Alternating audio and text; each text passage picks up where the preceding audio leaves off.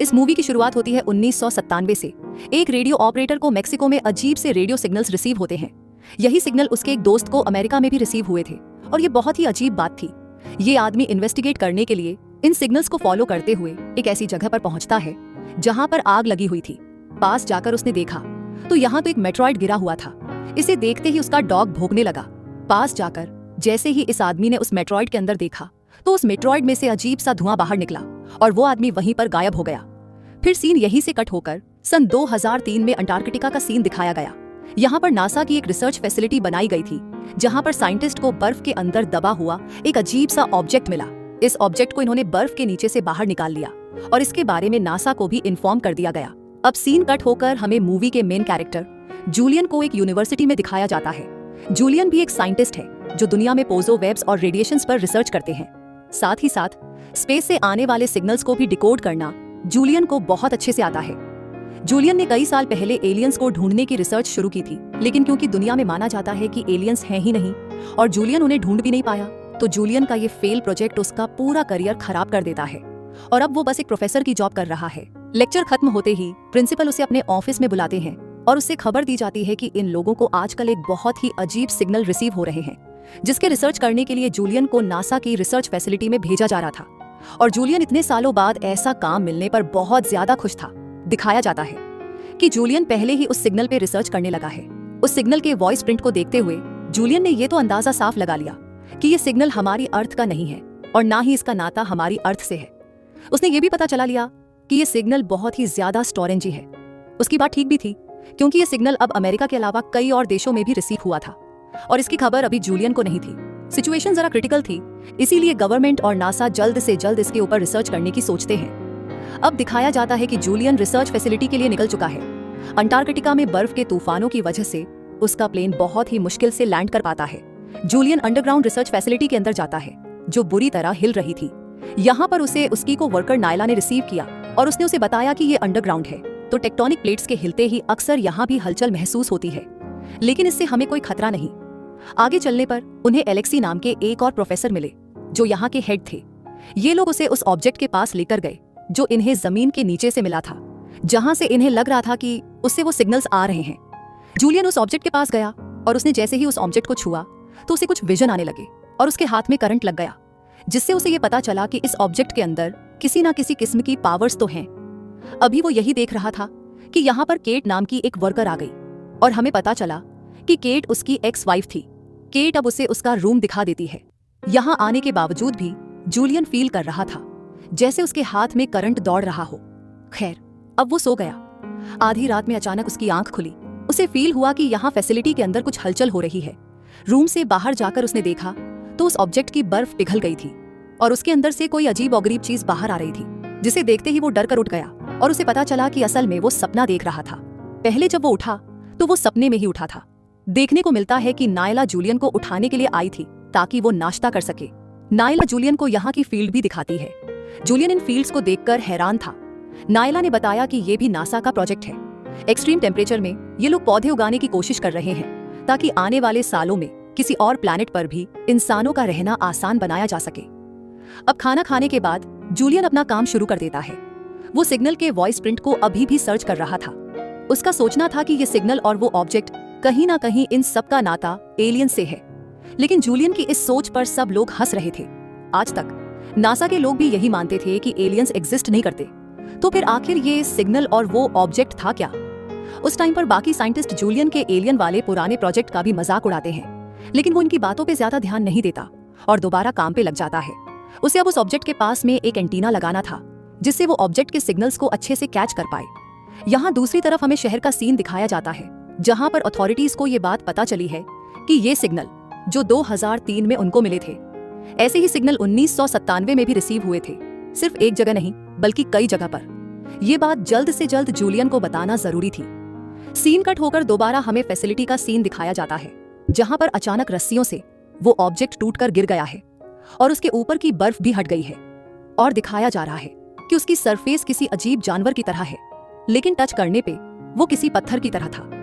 Michael और बाकी scientist को लगता था कि ये कोई मेट्रॉइड है, लेकिन जूलियन उनकी बात से एग्री नहीं करता क्योंकि मेट्रॉइड्स में से सिग्नल्स नहीं निकला करते और इस ऑब्जेक्ट में से लगातार कोई सिग्नल्स निकल रहे थे। जूलियन अब इस सिग्नल को डिकोड करने में लग जाता है, जबकि माइकल और बाकी साइंटिस्ट को ये सिर्फ टाइम वेस्ट लगता है। अब जूलियन अंदाजा लगाता है कि ये ऑब्जेक्ट किसी स्पेसशिप का हिस्सा है और इसमें से निकलने वाले सिग्नल्स असल में डिस्ट्रैक्ट सिग्नल्स हैं। जब कोई शिप मुसीबत में होती है तो वो डिस्ट्रैक्ट सिग्नल भेजती है। ऐसे ही उसे लग रहा था कि ये एलियन शिप का हिस्सा है जो डिस्ट्रेस सिग्नल भेज रहा था, लेकिन ये एक थ्योरी थी और कोई भी इस पर बिलीव नहीं करता। जूलियन को सिग्नल्स को डिकोड करने के लिए ज्यादा क्लियर सिग्नल्स चाहिए थे। उसने इस ऑब्जेक्ट को खोलने का फैसला किया, लेकिन केट कहती है ये डिसीजन बिल्कुल भी अच्छा नहीं हो सकता है, क्या पता इसके अंदर कोई वायरस हो। केट की इस बात से ज्यादा लोग एग्री नहीं होते। तब वर्कर्स ये भी कहते हैं अगर मान भी लो इस ऑब्जेक्ट के अंदर एक एलियन हुआ तो हम उससे इस टाइम लड़ने के लिए तैयार नहीं है। वो हमसे बहुत ही ज्यादा एडवांस होगा और अगर वो स्पेसशिप लेकर यहाँ तक आ चुका है तो समझ लो हमारी टेक्नोलॉजी उसके सामने कुछ नहीं है। खैर, केट के पॉइंट्स को भी नोट किया जाता है, लेकिन उसके बावजूद सारे साइंटिस्ट मिलकर इस ऑब्जेक्ट को खोलने का फैसला कर ही लेते हैं। इस ऑब्जेक्ट को काटना शुरू कर दिया जाता है और काटने की वजह से उस ऑब्जेक्ट का एक टुकड़ा टूटकर गिर जाता है। प्रोफेसर लेक्सी जब इसे उठाते हैं तो इसे अच्छी तरह देखते हुए केट को बताते हैं ये कोई मेट्राइड नहीं है, ये सॉलिड कार्बन से बना एक मटेरियल है जो दुनिया में पाया नहीं जाता, इसे खुद ही बनाया जा सकता है। यहाँ पर देखने को मिला कि जूलियन जब अपने रूम में था तब उसके पास नायला आई। नायला उससे सिग्नल्स के कोड के बारे में और वॉइस प्रिंट के बारे में पूछने लगी। जैसे जैसे जूलियन ने उसे थोड़ी थोड़ी हिंट दी तो नायला को लगने लगा ये तो बिल्कुल पजल गेम की तरह है, जिसे सॉल्व करने के लिए उसने जूलियन को कुछ हिंट्स भी दी और उसके ऑडियो को फॉलो करते हुए जब जूलियन ने उन्हें डिकोड करना शुरू किया तो वो बहुत जल्दी असली मैसेज तक पहुंचने लगा। असली मैसेज था डोंट ओपन इट, इसे कभी मत खोलना। ये देखते ही नायला और जूलियन दोनों ही परेशान हो जाते हैं और तुरंत नीचे की तरफ भागते हैं ताकि जो साइंटिस्ट उसको खोलने में लगे हैं वो उनको रोक सके। लेकिन ये लोग जब तक पहुंचे तब तक काफी देर हो चुकी थी। ये लोग उस ऑब्जेक्ट को खोल ही चुके थे और उसके खुलते ही उसके अंदर से एक अजीब सी एनर्जी बाहर निकली, जिसने बाहर निकलते ही यहाँ पर कुछ साइंटिस्ट को मार दिया। इन लोगों के मरते ही वहां पर एक आग का भी ब्लास्ट हुआ था। नायला और जूलियन ये सब देख रहे थे।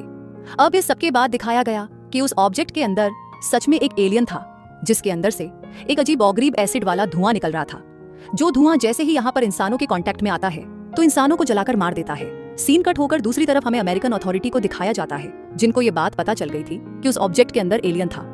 यहाँ पे इन्हें एक और शॉकिंग बात ये भी पता चलती है कि 1997 में भी इन्हें एक ऐसा ही ऑब्जेक्ट मिला था जिसके अंदर भी एक एलियन ही था, और जैसे ही एक आदमी उसके करीब गया तो उससे इफेक्टेड होकर मारा गया।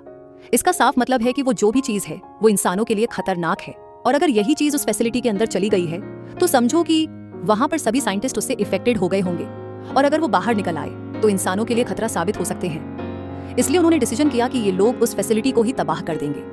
इस चीज के बारे में जब ये न्यूज फैसिलिटी के अंदर के लोगों को मिली तो वो लोग बुरी तरह डर गए। ये लोग समझ नहीं पा रहे थे कि अथॉरिटी कैसे इतने बड़े बड़े साइंटिस्ट को मारने का फैसला ले सकते हैं। ये लोग दुनिया को बचाने का काम कर रहे थे।